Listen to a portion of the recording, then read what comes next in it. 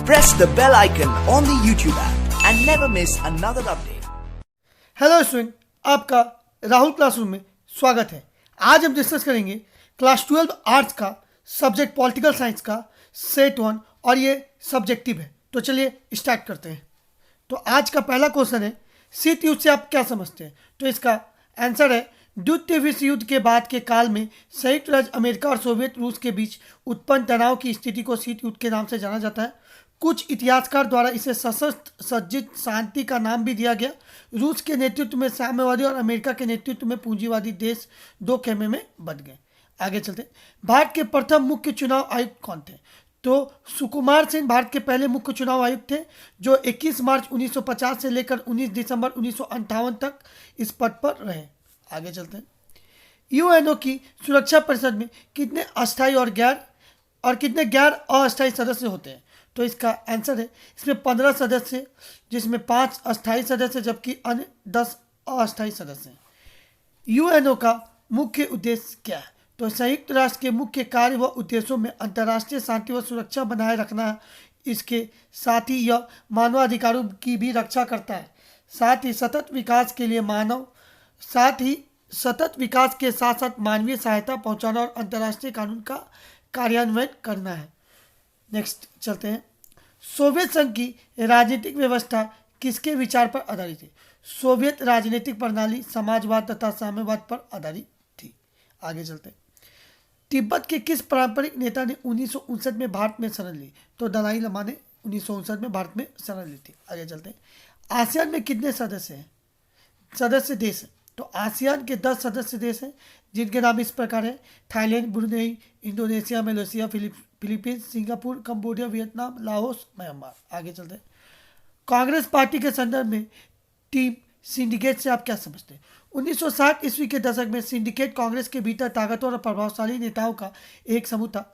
इस समूह के नेताओं का पार्टी के संगठन पर नियंत्रण था। सिंडिकेट के अगुआ मद्रास प्रांत के भूतपूर्व मुख्यमंत्री और फिर कांग्रेस पार्टी के अध्यक्ष रह चुके कामराज थे। लाल बहादुर शास्त्री और उसके बाद इंदिरा गांधी दोनों ही सिंडिकेट की सहायता से प्रधानमंत्री के पद पर आरूढ़ हुए थे। आगे चलते हैं। संयुक्त राष्ट्र संघ में वीटो का क्या महत्व है? तो वीटो संयुक्त राष्ट्र परिषद में 5 अस्थायी सदस्यों अमेरिका, ब्रिटेन, फ्रांस, रूस और चीन द्वारा किसी भी ठोस प्रस्ताव के खिलाफ नकारात्मक वोट देने की शक्ति है। इसके द्वारा किसी भी प्रस्ताव को रोका जा सकता है। आगे चल सकते हैं। 1962 के भारत चीन युद्ध के परिणाम के संक्षेप में चर्चा करें। तो 1962 के भारत चीन युद्ध के निम्नलिखित परिणाम हुए।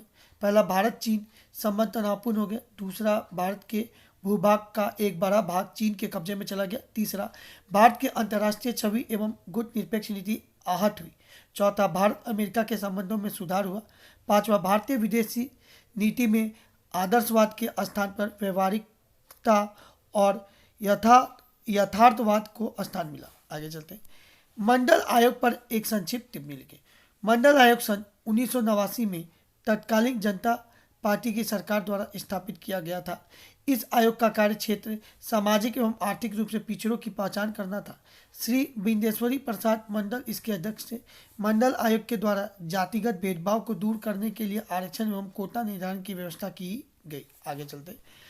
राज्यों के भाषाई पुनर्गठन से क्या लाभ हुए? तो देखते हैं। भाषाई राज्यों का गठन यह सुनिश्चित करने के लिए किया गया कि एक भाषा बोलने वाले लोग एक राज्य में आ जाएं। पहला, इससे देश ज़्यादा एकत्रित और मजबूत हुआ। इससे प्रशासन भी पहले की अपेक्षा कहीं अधिक सुविधाजनक हो गया। आगे चलते हैं। ऑपरेशन इन्फिनिट रिच क्या है? ऑपरेशन इन्फिनिट रिच अफगानिस्तान में अलकायदा के ठिकाने पर क्रूज मिसाइल हमलों का संकेतक नाम था। इसने सूडान में अल शिफा दवा कारखाने पर भी हमला किया। यह मिसाइल हमला 20 अगस्त 1998 को हुआ था। इसे अमेरिका नौसेना द्वारा राष्ट्रपति बिल क्लिंटन के आदेश पर प्रक्षेपण किया गया था। आगे चलते हैं। भारत में गठबंधन राजनीति का युग कब से प्रारंभ हुआ? तो चलिए देख लेते हैं।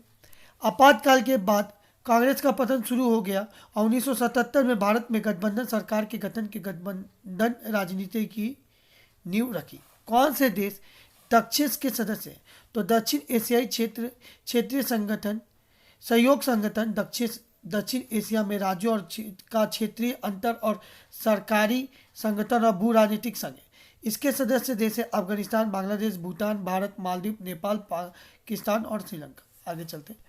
सोवियत संघ के विघटन के किसी एक कारण की चर्चा करें। तो सोवियत नेता मिखाइल गोर्बाचेव की तथाकथित जनतांत्रिक नीतियों ने गणराज्यों के सोवियत संघ से अलग होने को मान्यता दे दी। फलस्वरूप देखते ही देखते एक के बाद एक करके सोवियत संघ के गणराज्य स्वतंत्र हो गए और सोवियत संघ का विघटन हो गया। यह गोर्बाचेव की नीतियों का ही परिणाम था कि सोवियत साम्यवादी दल की शक्ति में निरंतर ह्रास होता गया। आगे चलते हैं। भारत की गुटनिरपेक्ष नीति की विस्तृत चर्चा करें। तो गुटनिरपेक्ष आंदोलन भारत की भूमिका किसी भी महाशक्ति के नियंत्रण या प्रभाव में न रखकर अंतर्राष्ट्रीय पक्षों का निर्णय गुण दोषों के आधार पर करना गुटनिरपेक्ष है। गुटनिरपेक्ष रहते हुए भारत ने अंतर्राष्ट्रीय मंच पर सक्रिय भूमिका निभाई। गुटनिरपेक्ष देशों का प्रथम शिखर सम्मेलन 1961 में बेलग्रेड में हुआ, जिसमें 25 देश शामिल हुए थे। अब तक इसमें 116 देश शामिल हो चुके हैं। गुटनिरपेक्ष आंदोलन में नेहरू जी का स्थान सर्वोपरि रहा था। उन्होंने निशस्त्रीकरण का समर्थन और साम्राज्यवाद का विरोध किया। गुटनिरपेक्ष देशों का सम्मेलन समय समय पर किसी सदस्य देश में होता रहता है। 1980 में भारत अफ्रीका कोष का अध्यक्ष बना। जकार्ता सम्मेलन 1992 में भारत ने संयुक्त राष्ट्र सुरक्षा परिषद के पुनर्गठन का मामला उठाया। 11वां सम्मेलन कार्तिजेना में 1995 में संपन्न हुआ और कार्तिजेना घोषणा में आतंकवाद को निंदनीय बताया गया और कहा गया कि हर प्रकार के आतंकवाद का विरोध होना चाहिए। आगे चलते। सोवियत संघ के विघटन का भारत जैसे देश पर क्या प्रभाव पड़ा। तो भारत जैसे देशों के लिए सोवियत संघ के विघटन के परिणाम भारत हेतु सोवियत संघ के विघटन के अग्रलिखित परिणाम हुए। आगे चलते देख लेते हैं। सोवियत संघ के विघटन के बाद भारत को यह आशा होने लगी कि अंतर्राष्ट्रीय तनाव एवं संघर्ष की समाप्ति हो जाए और हथियारों की दौड़ पर अंकुश लगेगा। दूसरा, भारत जैसे देशों में लोग पूंजीवादी अर्थव्यवस्था को अंतर्राष्ट्रीय स्तर पर शक्तिशाली और महत्वपूर्ण अर्थव्यवस्था मानने लगे। उदारीकरण एवं वैश्वीकरण की नीतियां अपनाई जाने लगी और भारत में राजनीतिक रूप से उदारवाद लोकतंत्र को भी सभी दलों में श्रेष्ठ समझा। ठीक, आगे चले। भारत की विदेश नीति में परिवर्तन आया। भारत ने सोवियत संघ से अलग हुए सभी गणराज्यों से नए रूप में संबंध स्थापित किए। साथ ही चीन के साथ भारत के संबंध सुधारने का भी लाभ हुआ। आगे देखते हैं। भारत रूस के लिए हथियारों का दूसरा सबसे बड़ा खरीदार देश है और रूस भारत की परमाणविक योजना के लिए भी महत्वपूर्ण है। भारत और रूस विभिन्न वैज्ञानिक परियोजनाओं में साझेदार है। इस तरह स्पष्ट है कि सोवियत संघ के विघटन के बाद भारत ने अपनी विदेश नीति में थोड़ा सा परिवर्तन करके भारत के हितों की पूर्ति एवं अंतर्राष्ट्रीय मंच में भारत की छवि को और अधिक सुधारा। आगे चलते हैं। भारत और श्रीलंका संबंध पर नोट लिखे। तो देख लेते हैं। पहला, श्रीलंका और भारत के बीच विवाद की जड़ श्रीलंका में जातीय संघर्ष रहे। सिंगली बहुमत भारतीय मूल के तमिल के प्रति भेदभाव की नीति अपना रहा है।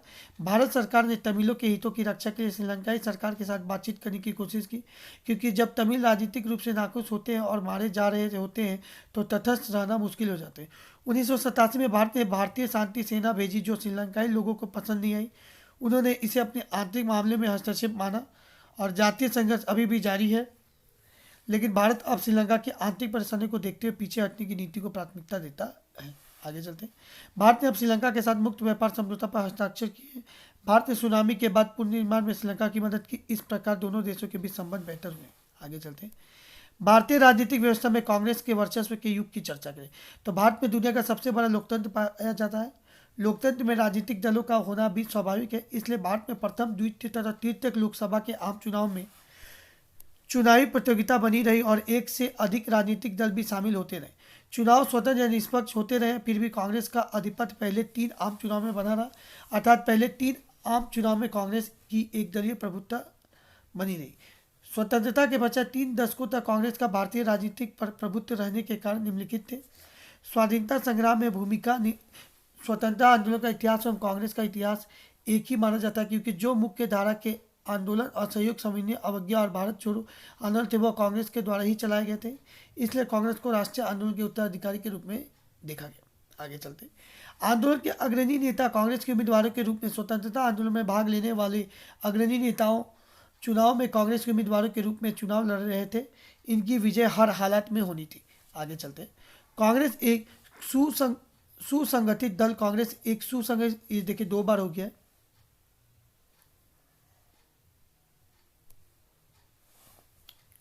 कांग्रेस एक सुसंगठित दल था।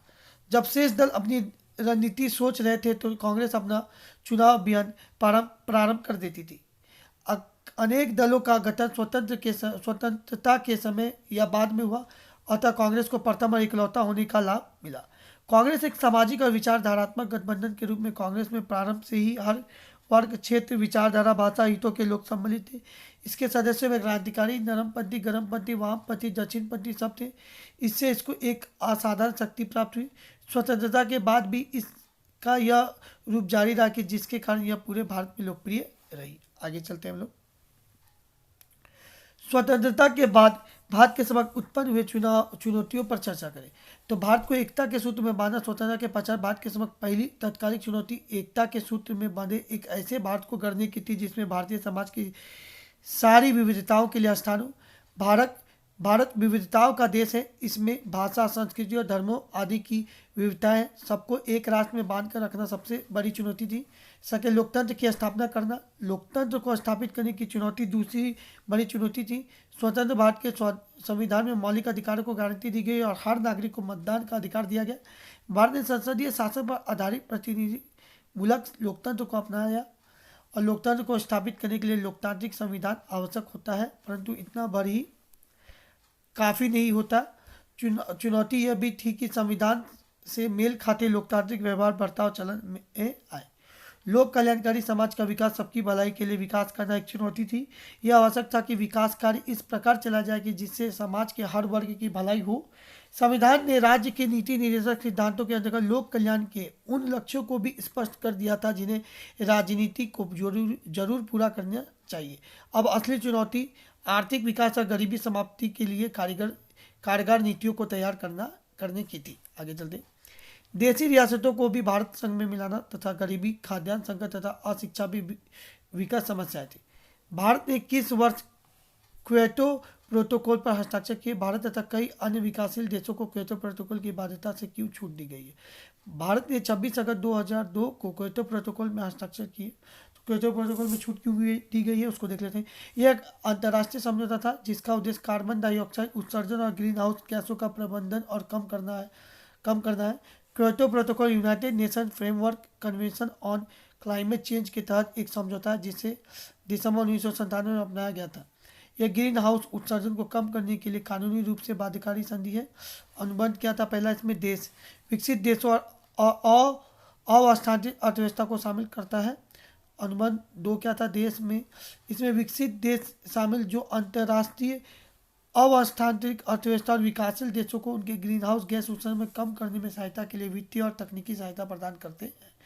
और स्वच्छ विकास तंत्र विकासशील देशों में उत्सर्जन में कमी परियोजनाओं का परमाणु उत्सर्जन कमी CER प्रत्येक 1 टन में CO2 के बराबर क्रेडिट अर्जित करने की अनुमति देता है।